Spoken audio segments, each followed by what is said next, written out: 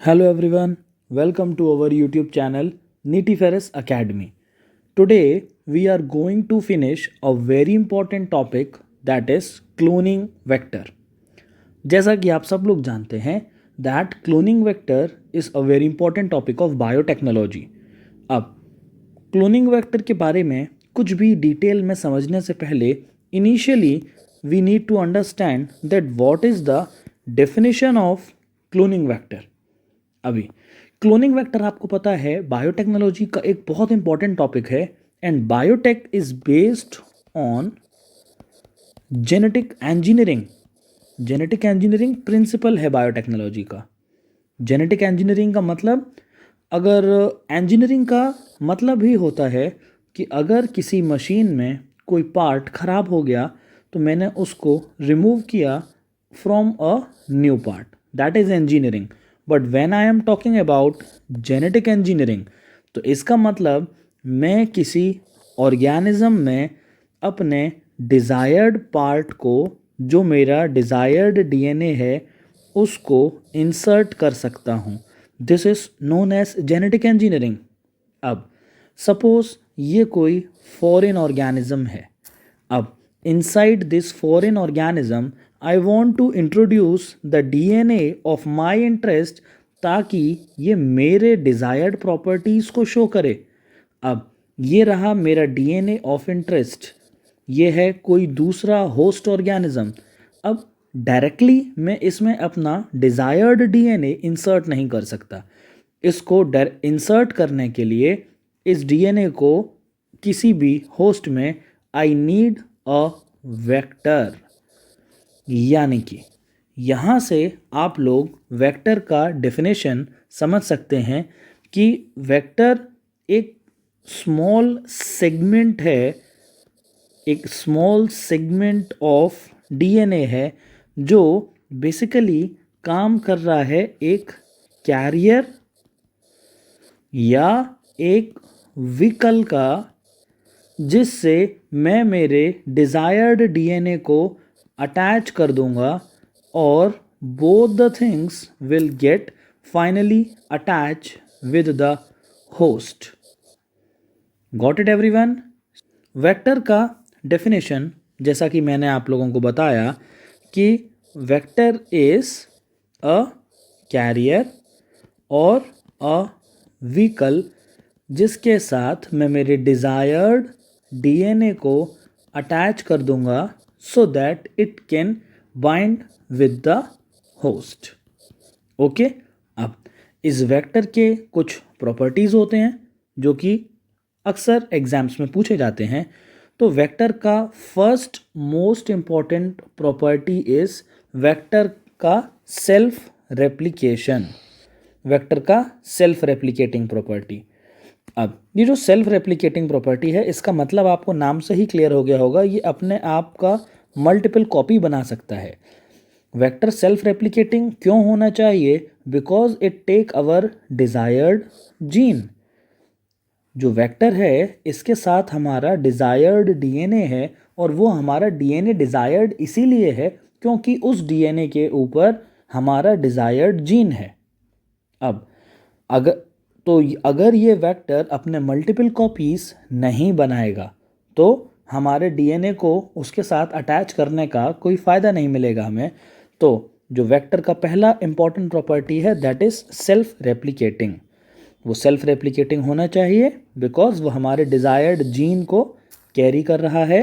और रेप्लिकेशन के लिए एक इम्पॉर्टेंट साइट रिक्वायर्ड होती है that is known as ORI site. ORI site.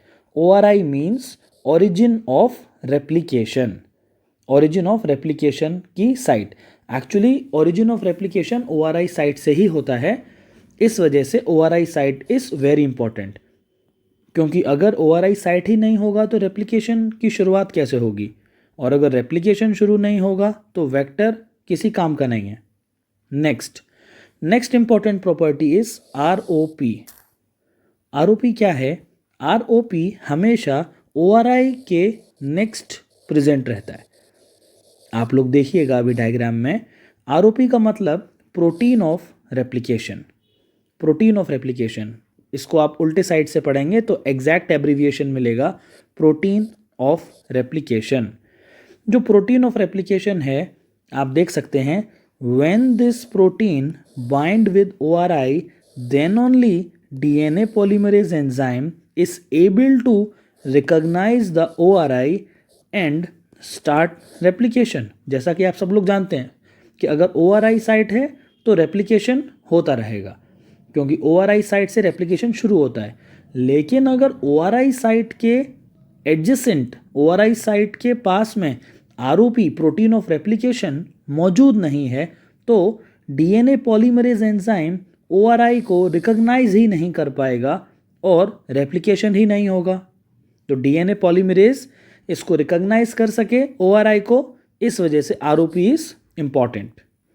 Next, third property is at least एक सिंगल सेलेक्टेबल मार्कर मौजूद रहना चाहिए किसी भी वेक्टर में।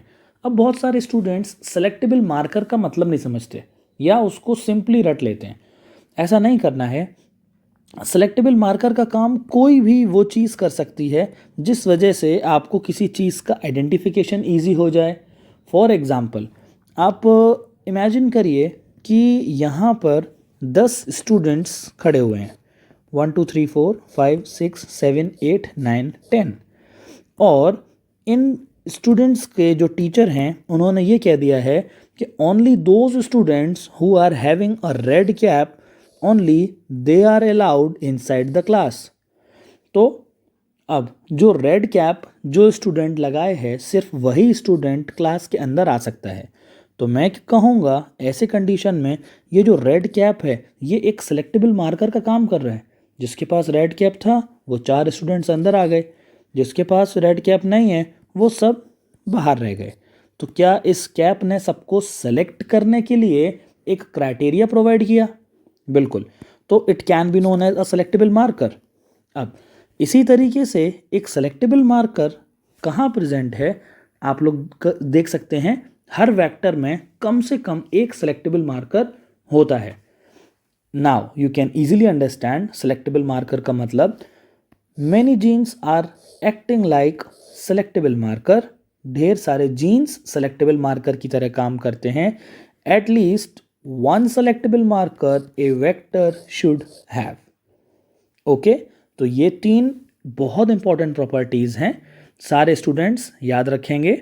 वेक्टर के लिए वेक्टर का डेफिनेशन हम लोगों ने पढ़ लिया, और वेक्टर के डेफिनेशन में हम लोग कह सकते हैं ये एक स्मॉल डीएनए फ्रेगमेंट है जो कैरियर या व्हीकल का काम करता है हमारे डिजायर्ड डीएनए को होस्ट में लेके जाने के लिए। अब इसके properties, first property is self replicating, ये अपने कॉपीज़ खुद से बना सकता है, और अपने कॉपीज़ को खुद से बनाने के लिए ORI साइट का ज़रूरत है।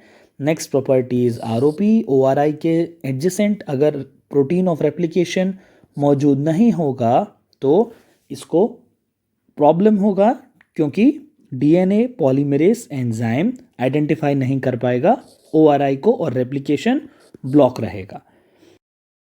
कम से कम एक सेलेक्टेबल मार्कर सबके पास होना चाहिए। अब हम लोग एक PBR 322 का एग्जाम्पल देख रहे हैं। PBR 322 ये है first artificial cloning vector. First artificial cloning vector PBR 322। This P stands for plasmid, B stands for Bolivar, R stands for Roderick. Okay, and 322 is the code given to this vector. Now, PBR 322 का diagram आप सब लोग अपने सामने देख रहे हैं।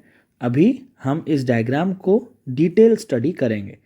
उससे पहले सारे स्टूडेंट्स ये देख लें कि PBR 322 के पास 8 रेस्ट्रिक्शन एंडोन्यूक्लियस एंजाइम के साइट्स होते हैं, जिनको हम लोग 1 बाय 1 मार्क करने जा रहे हैं। कौन कौन से एंजाइम्स, रेस्ट्रिक्शन एंजाइम्स के साइट प्रेजेंट हैं PBR 322 पर? वो हैं EcoR1, CLA1, HIN3rd, BAMH1, CEL1, PVU2, PST1 and PVU1। ये 8 अलग अलग रेस्ट्रिक्शन एंजाइम्स हैं जिनके साइट्स प्रेजेंट हैं PBR322 पर। अब ये जो रेस्ट्रिक्शन एंजाइम्स हैं इनका यही नाम क्यों पड़ा, ये आप लोग रेस्ट्रिक्शन एंजाइम के नॉमेनक्लेचर में पढ़ सकते हैं। मैं आप लोग को एक बार रफली बता दे रहा हूँ। जैसे BAMH1 एक रेस्ट्रिक्शन एंजाइम है, इसका नाम ये इसलिए पड़ा because it is isolated from Bacillus अमाइलोलिग। तो बैसिलस का जेनेरिक नेम का B and then amylo species name का AM, initial 2 letter, and then H is the strain and first it is isolated from that strain, so it is BAMH1. Okay, इसी तरीके से सारे restriction enzymes के नाम पड़े हैं। अब इसमें आप लोगों ने देखा 8 रेस्ट्रिक्शन एंडोन्यूक्लियस साइट्स हैं इन टोटल और 2 सेलेक्टेबल मार्कर्स हैं। सेलेक्टेबल मार्कर क्या होते हैं हम लोग पढ़ चुके हैं। कौन कौन से सेलेक्टेबल मार्कर हैं इसमें? 2 एंटीबायोटिक रेजिस्टेंस जीन, हमने पढ़ा था ना कि सेलेक्टेबल मार्कर का काम जीन्स करेंगे। तो कौन कौन से सेलेक्टेबल मार्कर के जीन हैं? एक एम्पिसिलिन और एक टेट्रासाइक्लिन रेजिस्टेंस। एक एम्पिसिलिन के लिए रेजिस्टेंस शो करने वाला, एक टेट्रासाइक्लिन के लिए। दरअसल एम्पिसिलिन और टेट्रासाइक्लिन दोनों ही एंटीबायोटिक्स हैं। अब अगर दोनों के लिए ही ये आर बताता है कि इसमें रेजिस्टेंस है, अब अगर दोनों के लिए ही रेजिस्टेंस है यानी कि इसमें अगर इसको मैं ग्रो करूँगा एम्पिसिलिन के साथ तो इट कैन सर्वाइव। बड़ी सीधी सी बात है, वो सेलेक्टेबल मार्कर है। तो इसके पास 2 मार्कर हैं, एक एम्पिसिलिन रेजिस्टेंस की और एक टेट्रासाइक्लिन से रेजिस्टेंस, दोनों से रेजिस्टेंस है। और एक सिंगल ORI साइट और एक ROP साइट। तो एक तो ये हो गया क्लोनिंग वेक्टर। एक दूसरे क्लोनिंग वेक्टर जिसके बारे में हम पढ़ने जा रहे हैं वो है PUC वेक्टर।